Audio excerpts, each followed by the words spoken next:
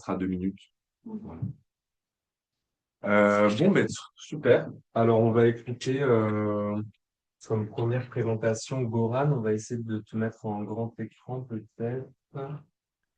Et Euh, j'aurais justement besoin de partager une petite ah oui, ok. présentation.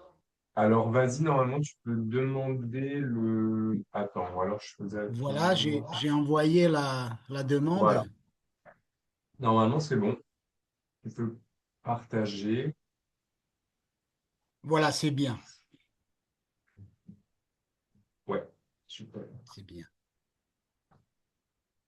Alors, avant toute chose, je vais présenter Monsieur Goran Peric. Ouais, c'est ça. C'est Chérie. ça, ouais. Donc, après une dizaine d'années de parcours professionnel dans l'enseignement de FLE, donc français en langue étrangère, et de FOS, donc français option, je ne sais pas.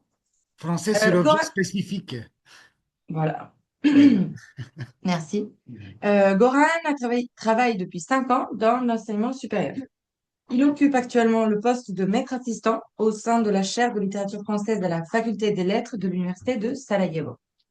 Doctorant de troisième année à l'université Bordeaux-Montaigne, entre Sarajevo, sa ville d'origine, et Bordeaux, il prépare une thèse en littérature française sur les récits authentiques de pèlerinage au XVIIIe siècle, sous la codirection d'Aurélia Gaillard et de Florence Magno-Ogilvy, à l'université Sorbonne Nouvelle. Merci, Goran. Merci pour cette introduction. Je tiens tout d'abord à saluer toutes et à tous présents à Bordeaux. Désolé de ne pas être là, mais les circonstances sont telles que voilà, ça va être pour une prochaine fois. J'ai l'honneur d'ouvrir cette journée doctorante en vous parlant, en respectant le temps parti de ma thèse et de mon travail sur la thèse. Et j'apprécie en dernier lieu, mais pas, voilà, en dernier lieu, le corps organisateur, je dirais, de la journée. Et merci pour la possibilité d'intervenir en ligne, à distance. Donc, le titre de ma présentation aujourd'hui, c'est le pèlerinage en transformation et un petit sous-titre, l'écriture d'une pratique viatique. Donc, comme mon sujet de thèse est lié au voyage, je vais utiliser pendant la présentation, je vais me servir d'un vocabulaire de voyage, entre autres. Je vais essayer d'être court, d'être précis, et normalement après, je suis ouvert à vos questions. Donc, le titre de ma thèse, c'est bien les récits de voyage et pèlerinage au XVIIIe siècle. Donc, le corpus d'études concerne surtout les récits authentiques de pèlerinage pendant la période du XVIIIe siècle. Et justement, voilà, il s'agit du domaine de littérature de voyage et la précision, je dirais, qui a été déjà faite au début de mon travail de recherche, c'est de le limiter à des récits de pèlerinage. Euh, donc, ce qui est en jeu, je dirais, pour être concis, euh, c'est de m'occuper avec le grand soutien et la grande direction, je dirais, de Madame Gaillard et Madame Magno-Gilvy, c'est de m'occuper en fait de l'institution littéraire du récit de voyage. Et comme chacune des institutions sociales, même ici religieuses, littéraires, sont toujours menacées, je dirais, d'une variété de points d'observation, je vous ai proposé ici, en fait, trois grands axes autour desquels j'observe l'institution du récit de voyage, de pèlerinage. C'est toujours à rappeler. Donc, c'est dans sa visée, dans sa représentation diachronique au XVIIIe siècle et dans sa structure. Et c'est justement en sur cette troisième petit axe de structure que j'ai identifié, que je suis arrivé à réaliser après un grand nombre de lectures, de consultations, de recherches, travail de recherche, que en fait la littérature, les récits de voyage, il s'agit d'un genre qui est assez perméable, qui provoque par la suite l'instabilité des textes que j'avais consultés au début de ma recherche. Et donc, cela m'a donné une petite idée de m'occuper, de rechercher, de proposer une thèse sur la transformation de ces textes dans leur visée littéraire, dans leur dimension littéraire. Puisque je vais parler tout à l'heure de mon corpus, mais il s'agit vraiment, j'ai eu la chance, je dirais, ça a duré pas mal de temps, mais de recouvrir le XVIIIe siècle, c'est-à-dire le premier ouvrage date de 1700 et je dirais le dernier chronologiquement, le dernier ouvrage, 1795. Donc, je dirais que mon corpus recouvre en fait la période, l'étendue du XVIIIe siècle. Et donc, cela donne aussi cela justifie en fait les analyses diachroniques, du point de vue diachronique de mon corpus. Donc, en quelque sorte, la transformation de l'institution littéraire du récit de voyage ou du récit de voyage dans la perspective littéraire, c'est au cœur de ma thèse. Euh, donc, comme je travaille sur les pèlerinages, il s'agit tout simplement d'un déplacement vers un lieu de dévotion, vers un lieu saint, pour des raisons différentes, pour des raisons de religion ou autres, puisque également la notion évolue au fur et à mesure, mais il s'agit d'un voyage, d'un déplacement. Et donc, en préparant cette présentation, je me suis dit, bah, au niveau symbolique, je dirais, il s'agit d'un déplacement, d'un côté, un déplacement physique, mais également d'un déplacement dans l'écriture et de l'écriture, puisque et donc, dans cet équilibre, je dirais, je travaille sur ces récits en me posant en partie de mes angles d'observation, comment le déplacement physique correspond au déplacement dans l'écriture, à l'intérieur des textes, qui évoluent au cours du XVIIIe siècle. Euh, Ce que j'avais remarqué au début, dans les premiers textes identifiés pour mon corpus, c'est qu'il y a bien un écart qui se trouve, qui existe entre le respect des règlements, entre une codification concernant une pratique telle que le pèlerinage, avec des guides, avec voilà, juste tout simplement une longue tradition, donc de droit coutumier, je dirais même, qui existe, même aujourd'hui. Mais dans le, dans la perspective du XVIIIe siècle, il y a bien une évolution euh, de ces pratiques, mais ce qui reste, je voudrais dire, ce qui reste, c'est bien il y a quand même une codification contre laquelle il y a lieu un déplacement, je me répète, mais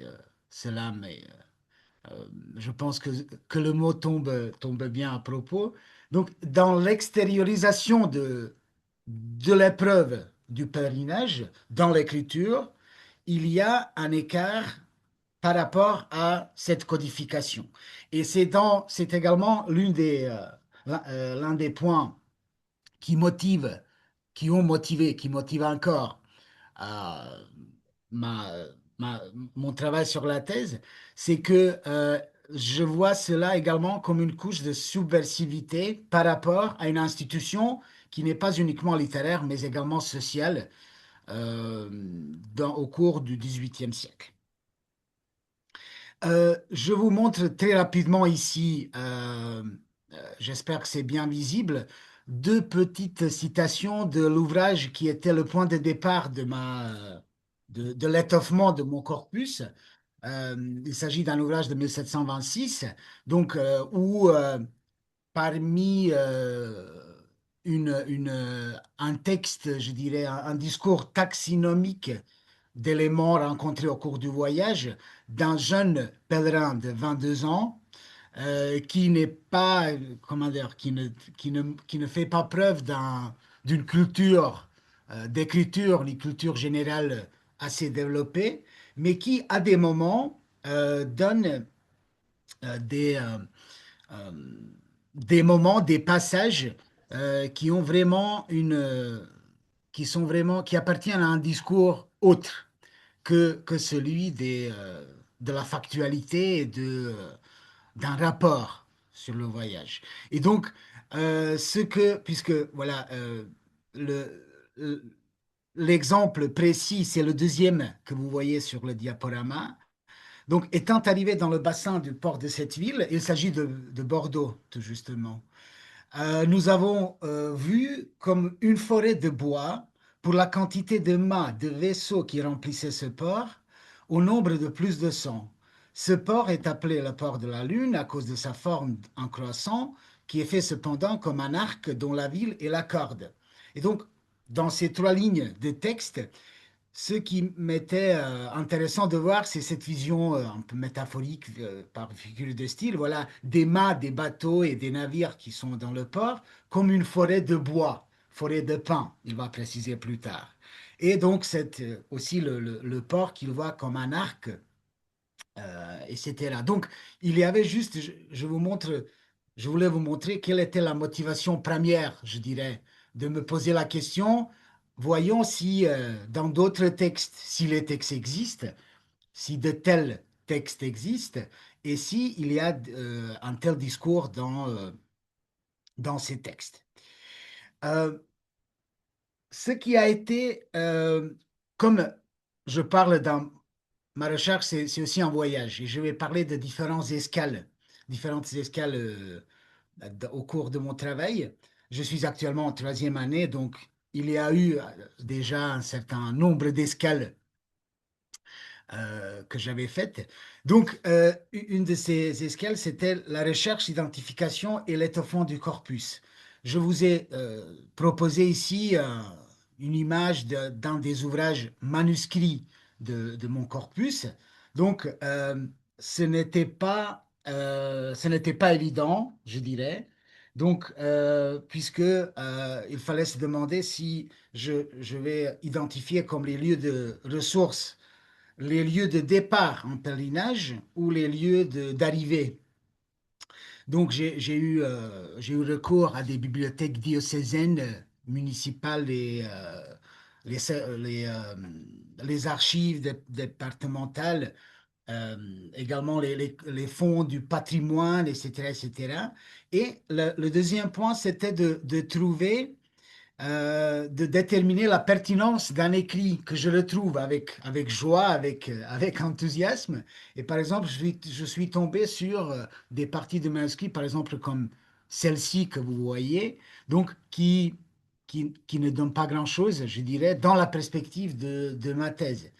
Donc, il y avait des textes qui, je ne sais pas, après 10 folios lus et relus, je, je, je me suis rendu compte que le texte n'est pas éligible pour mon corpus.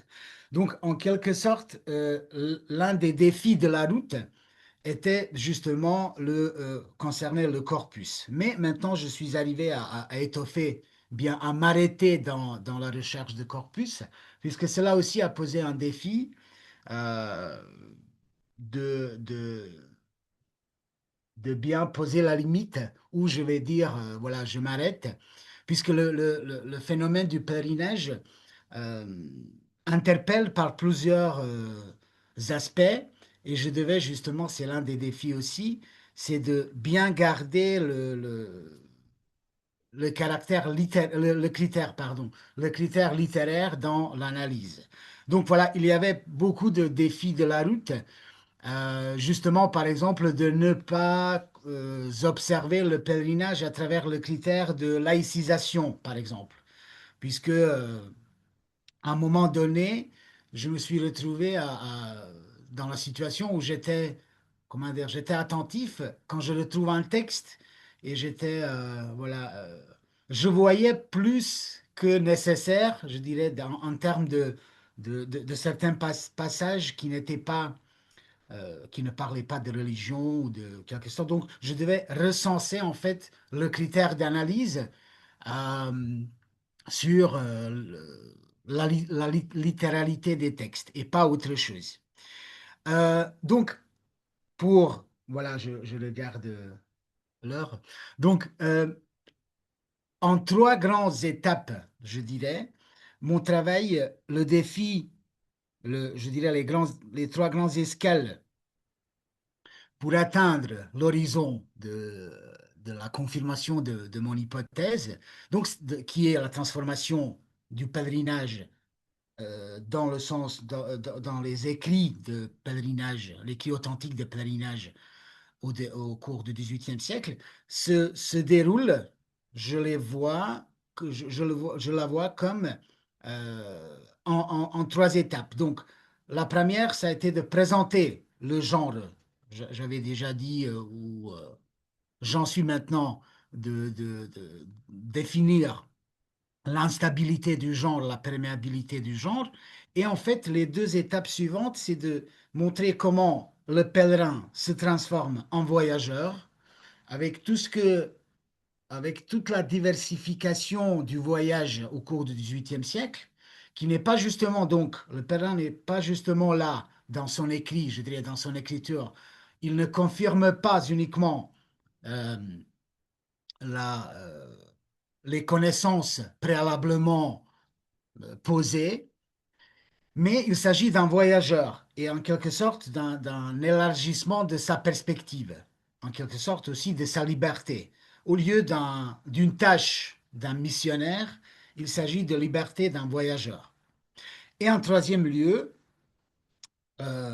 qui va encore vers le critère littéraire, la visée littéraire de ces textes, il s'agit de voir comment le pèlerin, plus qu'un voyageur, se transforme en écrivain.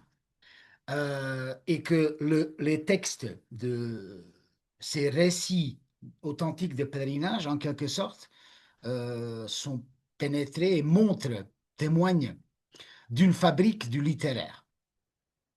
Il y a certains exemples que je vais sauter en regardant l'heure, mais donc il y a, je vous ai donné ici, par exemple, Expert, c'est l'ouvrage de 1700 qui annonce dans un discours taxinomique de quoi il va parler. Donc, tout ce qu'il avait vu, euh, les palais, les églises, les portes, les rues, les places, les fontaines. Donc, il y a comme un besoin de faire un rapport, je dirais sec, donc informatif tout d'abord, qui, euh, euh, qui motive l'écriture. D'autre côté, par exemple, dans l'ouvrage voilà, qui va vers le milieu du siècle, voilà, maintenant je veux faire mention des lieux profanes de cette ville, après avoir donné le premier lieu à ceux de dévotion qui sont les églises. Je commencerai par les palais, après je finirai par les révolutions arrivées en cette ville de Florence. En quelque sorte, il y a un écart dont je parlais tout à l'heure en disant, voilà, je vais parler de ce dont je dois parler, selon la préconisation du genre et de la pratique. Et après, je vais passer à vous raconter sur ce qui est de mon intérêt. Voilà, je résume très brièvement, mais c'est cela. Donc, et dans un ouvrage qui est, comment dire, qui dévoile, qui déploie la dimension littéraire la plus marquée dans mon corpus. Euh, donc, je vais juste lire avant de terminer, voilà. Euh, le deuxième, la deuxième citation. Donc, vous ne verrez ici que du commun et de la naïveté. Vous ne me perdrez pas un instant de vue. J'égoïserai presque toujours. Vous en serez bien aise parce que vous m'aimez. D'autres le trouveront peut-être mauvais et diront que c'est de l'amour-propre et de la négligence. Tant pis pour eux.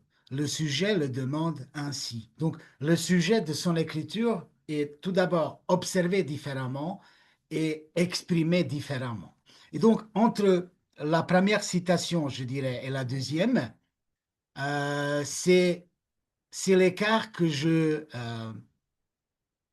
mets en perspective dans ma recherche. Et juste pour terminer encore 10 secondes, l'escale où je me trouve, que je fais maintenant, c'est juste l'escale de la rédaction. Je viens de terminer une première version de l'introduction. Et donc, la perspective, justement, c'est, voilà, je suis dans cet itinéraire tripartite pèlerin, voyageur, écrivain. J'en suis maintenant au pèlerin et ce qui se dessine à l'horizon, c'est l'écrivain. Voilà. Je vous remercie. J'espère avoir respecté le temps parti et merci. Je suis ouvert à vos questions. Merci beaucoup, Goran. Est-ce qu'il y a des questions? Aussi. Ouais, merci beaucoup, Goran. Alors, c'est une question vraiment naïve. Enfin, moi, je ne connais pas du tout le sujet dont tu traites, mais du coup, pour voir un peu à partir de quoi tu pars et un peu le début de ton itinéraire, est-ce que tu pourrais détailler un peu quels sont les codes, à quoi ressemble un récit de pèlerinage, justement, au début de la période que tu étudies, pour voir un peu d'où ça part et comment est-ce qu'on arrive à la figure de l'écrivain, du voyageur, etc. Vous nous expliquer un peu. Merci pour la question. Donc, justement, il s'agit d'un texte des textes, je dirais, mais au niveau de la structure, d'une structure très hétérogène et composite. Et il y a vraiment des niveaux je dirais, de conscience il y a des couches de conscience, je dirais, différentes entre l'obligation vraiment de ne pas manquer une église, un lieu de culte important, de faire référence à des voyageurs, à des pèlerins dans la période précédente. Donc il y a une urgence, je dirais, une urgence, une exigence très marquée de tout énumérer, ce qui est important. De l'autre côté, il y a des passages où l'auteur je vais me permettre d'interpréter comme cela, de l'auteur qui se fatigue de cette tâche et qui parle de choses tout à fait ordinaires, je dirais. Il parle de ses besoins concrets, de sa fatigue, de la nourriture. Donc, il s'agit d'un texte et certains textes, pas tous, contiennent aussi des passages de réflexion. C'est surtout vers la fin du siècle. C'est-à-dire que, donc, je dirais que la variété, l'hétérogénéité du texte est composée en, je dirais, une voilà, description, réflexion. Dans description, je sous-entends le respect de ce qui doit être présenté dans un texte. Et pardon, il y a un temps, je dirais, consacré à l'auteur euh, qui se présente de manière un peu hésitant au début du siècle. Et donc, je dirais juste, il s'agit d'un texte codifié, donc un texte tel un rapport.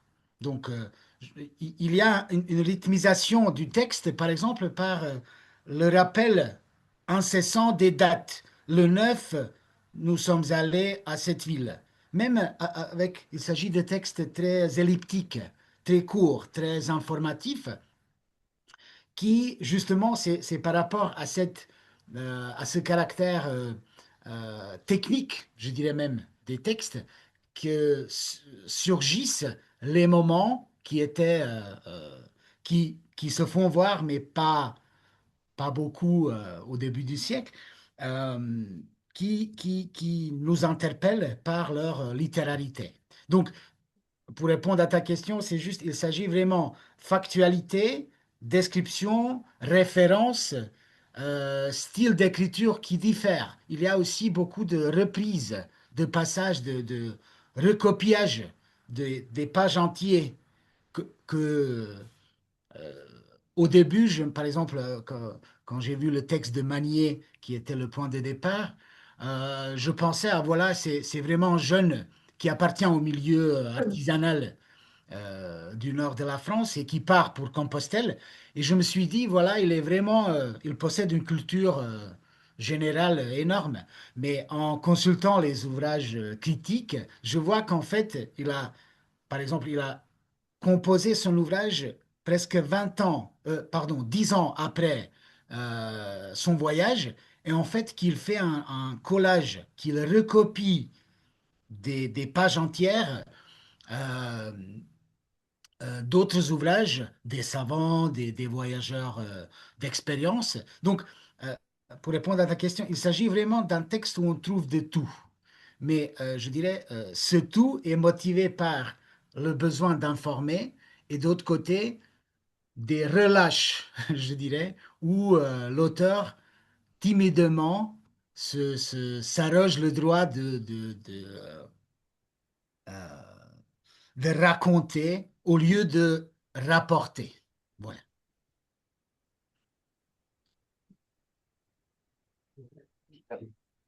Vous avez une question aussi? Non? Ok, je vais D'accord, merci. Vous m'entendez bien? Ouais. Ouais. Maintenant, oui. Oui, merci. Alors, j'aurais deux petites questions. Dans la délimitation de votre corpus, est-ce que vous essayez de faire une distinction entre les textes qui ont été publiés et les textes qui ne sont pas publiés, puisque j'ai cru voir qu'il y avait des manuscrits, et est-ce que derrière ça, il y a la recherche justement d'une intention? Qu'est-ce qui est visé quand les textes sont publiés ou pas? Quel est le public visé à ce moment-là? Donc ça, c'est ma première question. Et la deuxième question aussi, c'est, bon, concentré sur les récits de pèlerinage, mais au XVIIIe siècle, il y a aussi beaucoup de récits de voyage de manière généraux qui ont pas trait à la religion. Et j'imagine qu'il y a dû y avoir aussi des influences, peut-être par retour, sur les styles même d'écriture, parce que je pense à Bougainville ou à plus tard encore au premier grand récit d'alpinisme, Balma, etc. J'imagine que ça a dû beaucoup compter quand même aussi dans la manière de décrire des récits de voyage. Donc est-ce que là aussi, le style qui va se modifier va jouer sur les récits de pèlerinage? Merci pour les deux questions. Donc, tout d'abord, presque 2 ans à peu près, j'ai consacré cette période à la recherche, à l'étoffement du corpus. Et comme vous le dites, il s'agit vraiment d'un corpus hétérogène aussi, qui, qui, euh, qui témoigne du caractère de ces textes en général. Donc, il y avait très peu d'ouvrages édités. Sur le corpus principal qui compte 11 ouvrages, il n'y avait que 3 qui étaient déjà édités. Donc, disons que 5, 6 ouvrages, c'était des manuscrits que j'ai transcrit ensuite moi-même. Ça aussi, c'était intéressant, je dirais. C'était un investissement particulier. Il y avait des ouvrages aussi que, en les transcrivant, j'ai vu que, par exemple, un certain ouvrage n'est pas pertinent pour mon analyse. Donc, j'ai fait un travail, je dirais pas inutile, mais qui ne va pas dans le sens voulu. Donc, je dirais que vraiment les textes sont différents. Donc, il y a moins d'ouvrages édités que manuscrits. Donc, mais cela pose un défi, je dirais. C'est pas plus difficile, c'est plus intéressant. Et la deuxième question, justement, vous mentionnez Dierville, que je mets en perspective justement dans mon introduction comme exemple de texte hétérogène de 3 styles, poésie, prose et réflexion personnelle qui se présentent sur les deux. Et donc, voilà, justement, vous avez raison. Et la délimitation, c'est aussi un des critères auxquels je dois faire attention. C'est justement d'observer le style des récits de voyage, mais avec la particularité dans les récits de pèlerinage, qui ne sont pas, comment dire, de ne pas tomber dans le piège ce que je mentionnais déjà de laïque, non laïque, voilà, profane, religieux, mais il y a vraiment dans les deux, comment dire, dans les deux thématiques qui existent dans les récits de pèlerinage. Donc il y a aussi une libéralisation, un affranchissement de certaines thématiques euh, préconisées, mais dans les deux, il y a vraiment des styles différents à l'intérieur des mêmes thématiques. Donc oui, le style, c'est justement le premier, comment dire, le premier critère qui laisse voir une intention particulière. Oui, oui, vous avez raison. Le style, cela joue vraiment beaucoup. Et il y a quand même, c'est ça l'intérêt de la thèse, que dans les récits de pèlerinage, justement par rapport à cette, euh, à cette codification de pèlerinage lui-même, ces styles sont plus, ce changement de style est plus visible et saute aux yeux plus facilement, je dirais. Voilà. Oui. C'est là. Ok. Ouais. Pas d'autres questions.